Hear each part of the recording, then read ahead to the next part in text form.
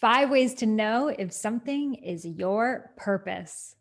Welcome back. My name is Sahara Rose. I am the best-selling author of Discover Your Dharma, host of the Highest Self podcast, and an ancient soul in a modern body. And in this video, I wanted to share 5 ways you can know if something is your purpose. This is a common question I get all the time. How do I know if I'm actually living my purpose or not? What does it feel like? And in this video, I wanted to share with you what it feels like, 5 of the things I've observed in myself and the thousands of people I've helped coach and train. Number 1, it's exciting for you. I always say excitement are the breadcrumbs guiding you towards your Dharma. If something isn't exciting for you, it is not your Dharma. Your Dharma is meant to feel good and juicy and something that you want to learn more and more and more about. So when you're excited about something, it's the ignition underneath the flame. It keeps you going. So I know throughout my life, when I look at the things that I was Google searching right before a big project, book, business, etc., they were always the things that guided me to the next thing that I ended up working on, whether it was holistic health, spirituality, podcasting, purpose, whatever it was. It always just began about that thing that I was excited about. So, what are the hashtags you are searching? What are the conversations you want to have? What are the podcasts that you are listening to? What are the books you are reading? What are the events you want to go to? What are the things that you really want more of in your life right now? When you think about it, you feel like you could spend forever just diving into it. Maybe it is hair and makeup design, or maybe it is calligraphy, or perhaps it is architecture, mathematics, science, spirituality, Reiki, astrology. Those very things that feel exciting to you are guiding you towards your purpose. Number 2, you would do it even if you weren't paid for it. Yes, being paid is great, but it's not what your Dharma is all about. Your Dharma lies in the things that you would do even if you weren't paid for, because it's really going to require you to do a lot of things to support your Dharma that aren't necessarily part of your career or job. So, for example, I love to share and communicate and create videos like this. Even if it wasn't part of my career, I would still be doing this because it brings me joy. I feel like my fullest self when I'm here sharing with you today. I also love writing books. I love sharing on stages. Even if I had a full-time job, I would find a way to do those things because they allow me to feel whole. So, what are those things you would do even if you weren't paid for it? Maybe you love helping your friends through their problems, helping them with their relationships, or diving into different traumas they may have experienced. And maybe that can guide you towards your career in coaching or therapy. Perhaps you love going to a friend's house and just throwing away everything that is no longer serving her and instead redecorating, organizing, and making the home more sustainable and beautiful. Or maybe you love problem solving, and in your free time, you're looking at documentaries and reading out different stories so you can solve puzzles and put together pieces of the problem. So the very things that you would love to do, even if there was no paycheck behind it, may be related to your purpose. Number 3, doing it gives you more energy. So, when you do something that you really don't like to do, like perhaps you need to clean your room or file your taxes or whatever else, and you feel so drained after. Well, that thing was not your purpose, honey, because your Dharma is meant to make you feel even more energized. So, for example, let's say a Broadway actress, they get off of that stage and they just poured their heart out on stage. They may be profusely sweating, they haven't slept in days. However, they feel more energized than they did before they walked on that stage because they were living in alignment with their purposes. And that's what living your Dharma is all about. So when I'm done recording these videos, I am like floating around my house. I feel so good because I'm living my Dharma. Now, does that mean I never sleep or I never feel tired? Absolutely not. I still require being a human. However, doing my Dharma gives me more energy. I feel better when I started when I'm in alignment. So what are those things that energize you? Maybe it's going to an event and you are meant to work in events or wedding planning or putting together experiences for other people. Or maybe it's reading books and you're meant to work in editing or literature. Or maybe it's working with customers. You love having the interaction. Notice the things that give you more energy and see how they can be related to your purpose. I also want to add that your Dharma feels blissful. I feel so much joy when I am sharing, when I am writing, when I am creating something that is in alignment with my gifts.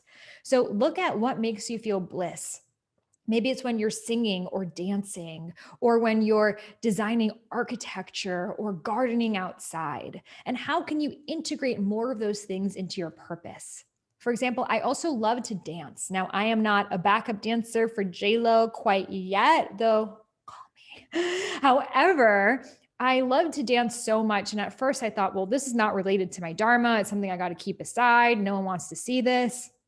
However, I began to show it a little bit more and more in my Instagram stories, and then finally got the courage to share it on my feed. And now dance is such a huge part of what I do, not as a backup dancer, but dancing and sharing spirituality through movement. So look at different things that you feel like maybe random, like a random hobby that you have or an interest, and look about how you can integrate that into your purpose. Because the more you can make it authentic in you, the more it is in alignment with your Dharma. Number 4, you have a natural knack for it. Now, have you noticed that certain things come easily for some people that do not for others? For example, I am not great at organizing. However, I have some friends that can go into a home and tell you exactly where everything is supposed to be. They have a knack for it.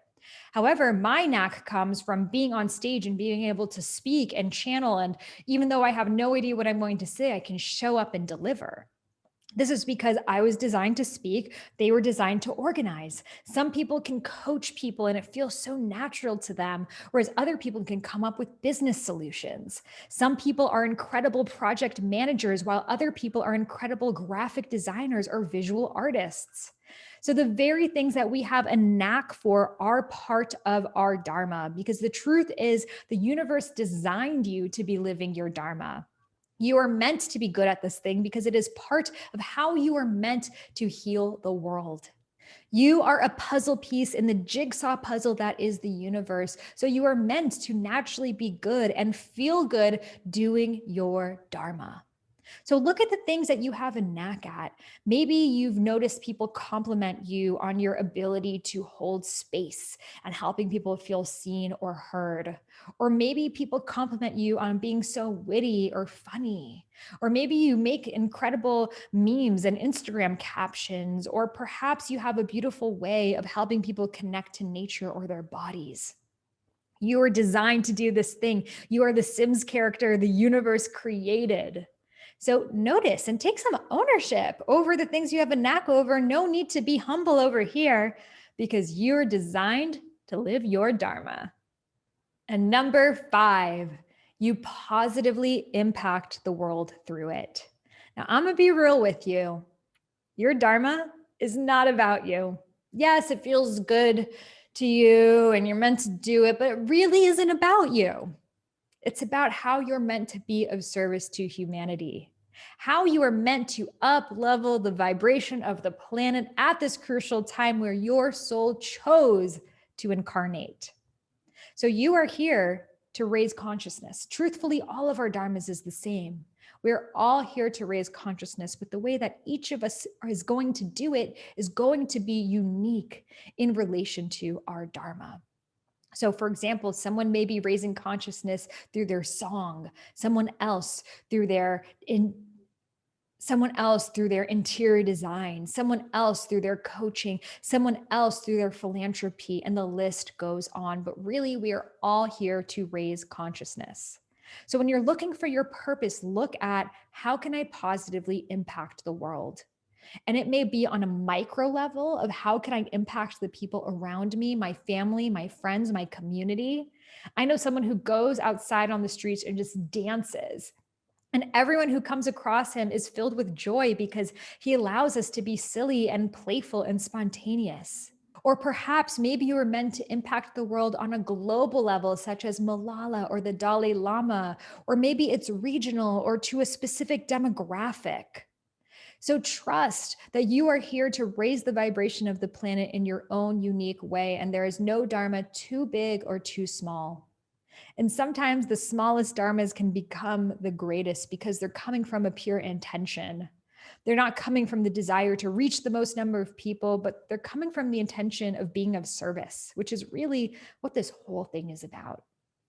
So look at how can I integrate my highest form of joy with my highest form of service? The things that feel good for me, that come easily for me, that feel sustainable with the ways that I can positively impact the planet.